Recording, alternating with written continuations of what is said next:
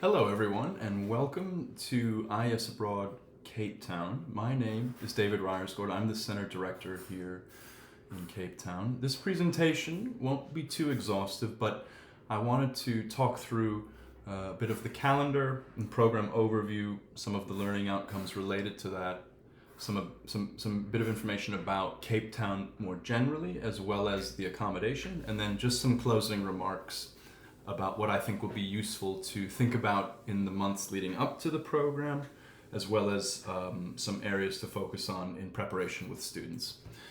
So here I have the overall calendar for the program over the 18th of August to the 30th of August. And as you can see here, the calendar does include a lot of items, but it's paced well in a way that students and the program leaders hopefully will not feel overwhelmed, and there's enough time within each day for debriefs, for contextualization of what is covered and what is seen.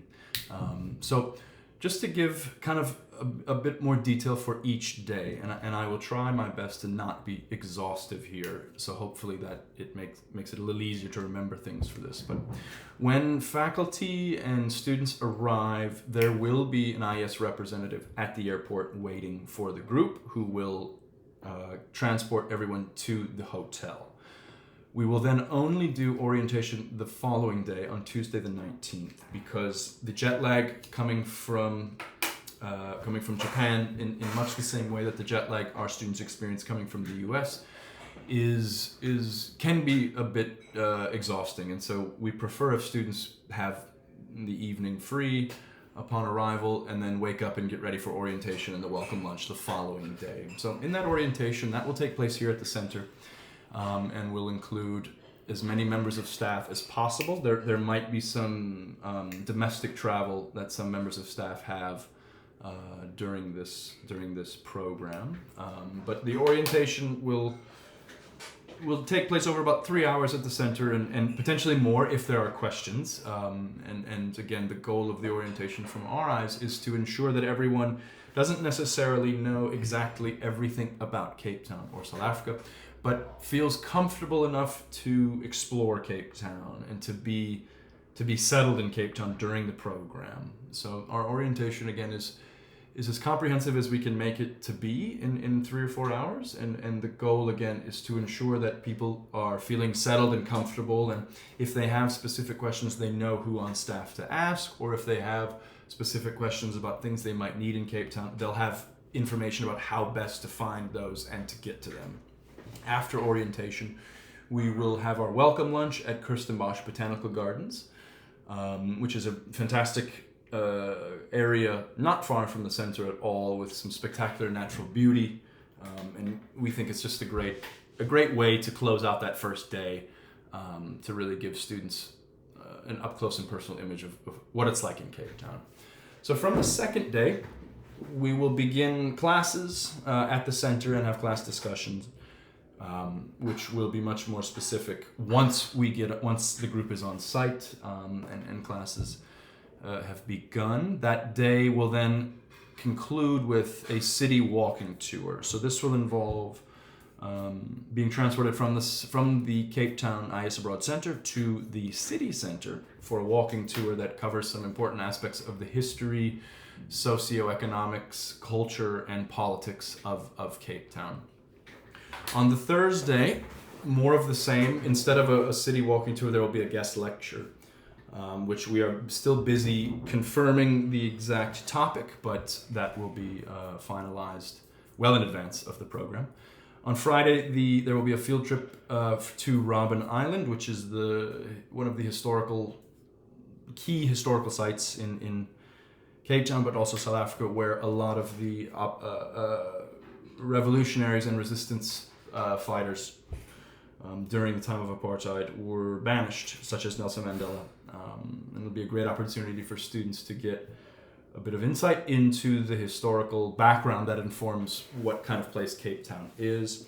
On the Saturday, the group will do a cooking class and tour of the historic Bo Kaap neighborhood in Cape Town.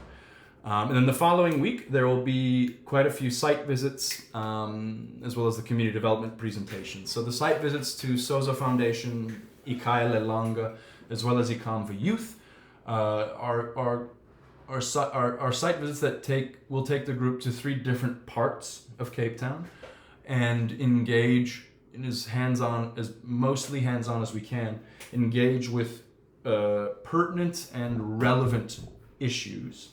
NGOs and private organizations are helping to address within South Africa. Again, our hope is after the visit to Sozo Foundation, Ikai Lelanga and Ikamva Youth, this group will have quite a bit of exposure to not only the challenges, but also firsthand experience of seeing how locals on the ground are responding to those challenges. And then at the end of the program, we'll have the final community development presentations at the center, a final dinner at Gold, which is quite an interactive and fun Pan-African meal. Quite a very cultural, there's an emphasis on the cultural diversity of Africa, which we think is quite special and fun. And then the second to last day of the program, we hope is the most relaxed in a way, where students will have a full day peninsula tour that starts at the center and reaches the very end of the Cape of Good Hope and back. Just a reminder then of the roles of the center, and the picture here is of the main corridor of our center, just to give you an idea of what to expect when you get here. Myself, David Reiersgord, I'm the center director, but I also have on my team Jody Felton, who's the operations manager, Ashley Brown, who is the program coordinator, and Devon Dumumbi, who is the academics manager.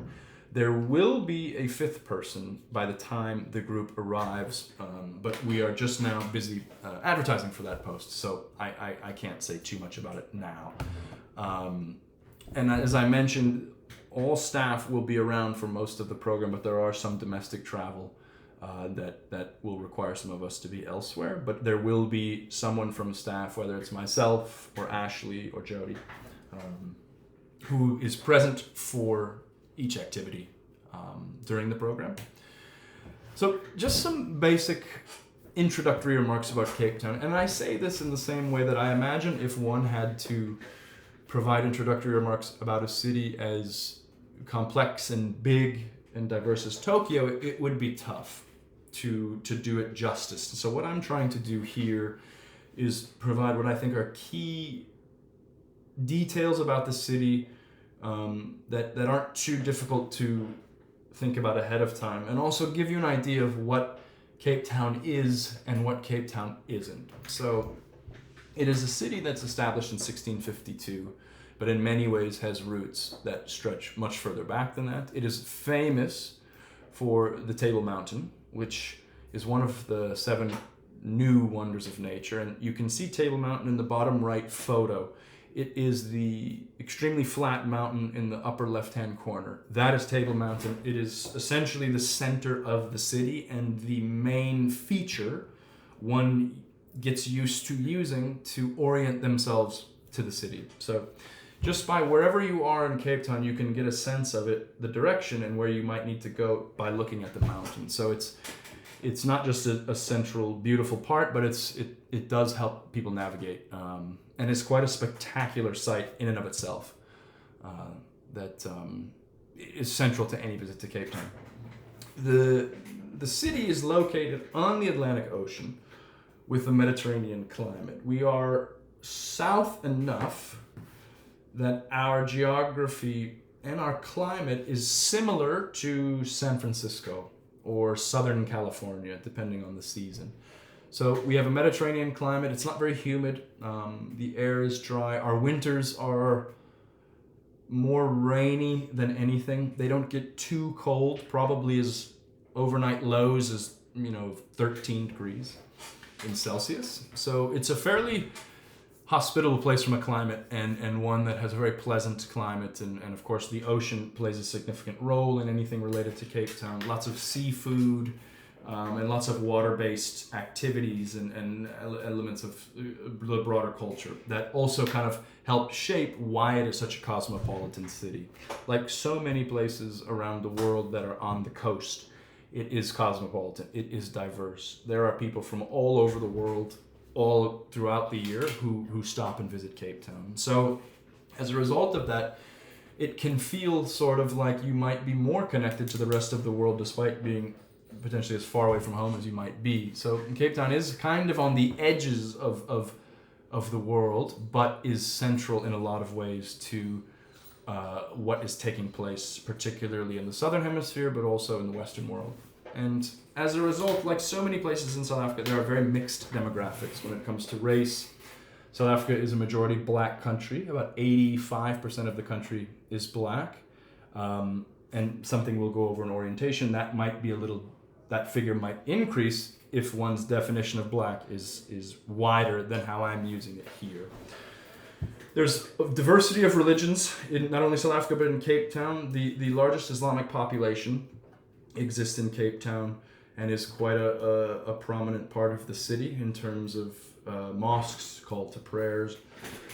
There's an abundance of different cultural backgrounds, attitudes, perspectives that, again, Cape Town is able to show off without trying to force it. It's part of being in South Africa is engaging with multiple cultural backgrounds or identities throughout a single day.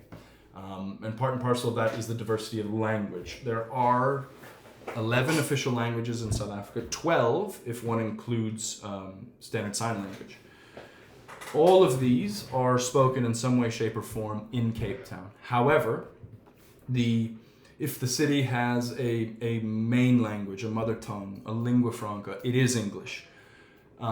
Just about everyone in Cape Town speaks English and can speak English. But students might hear Afrikaans, they might hear isiXhosa, they might hear isiZulu, but students likely will not face any challenges when it comes to communicating in language. But it is an interesting feature of South Africa that a lot of South Africans don't just speak 2 languages, but might speak 5 or 6. And this is, again, a fundamental part of the cultural identity of Cape Town.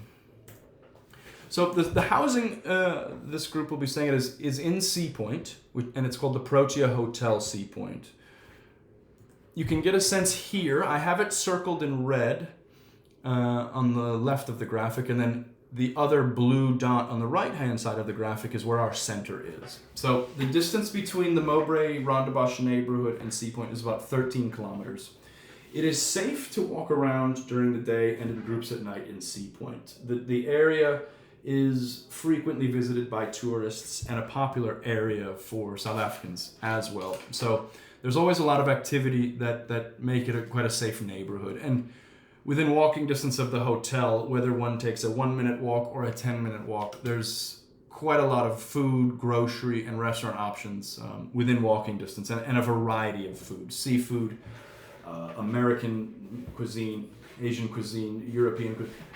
Like I said, Cape Town is an incredibly diverse city, and you get a sense of this then in a neighborhood like Sea Point, where there's little bits and pieces of all of that diversity accessible to the group in Sea Point. So what I want to close with are just some remarks about what I think make Cape Town a super exciting destination for students from Japan to visit, because it is from this picture you can see quite a spectacular city, very beautiful and very inviting. So the city of Cape Town, and South Africans generally, are very friendly and very outgoing, charismatic people. There is not people tend to lead with openness rather than being closed off, and I want to stress that as one of these closing remarks, that of course it can be a little intimidating or anxious, anxiety inducing to visit a new city, particularly one like Cape Town that is quite far away, and we totally understand that and expect a bit of that too. So something I want to close with is to keep in mind in the preparation and planning for this trip that the openness of South Africa is really a great resource that we lean on all the time, and is something that I think is interested in welcoming visitors to the city and showing them what this place is. And you really get a sense of that with this graphic here. It is quite open, despite the different geographical mountains and terrain. the city is very open and welcoming to visitors, whether it's groups from Japan, groups from China, or groups from the United States. And I think there is a sense in which, because it's so welcoming, there is an opportunity, even in a shorter program like this, to really have your worldview expanded and perhaps an awareness of different connections between Japan or Asia more broadly and South Africa and Africa more broadly that one might not have been privy to. A lot of the different trends that exist currently in Africa also exists in Cape Town. So it's a great hub for getting an intimate view of a much bigger picture. And my sincere hope is that as you prepare for the program, you get excited for what you'll discover in this picture here, and also what you'll learn about South Africa and perhaps about the world that you might not have been expecting to learn, or might not known it was something you would learn. So I want to end with just again a reminder of that openness of South Africa, and that it's a welcoming place. And ultimately, on behalf of all of the staff here, we are very, very excited to be welcoming this group, and look forward to saying hello to everyone in a few months at the center. So thanks very much, and I will see you all very soon.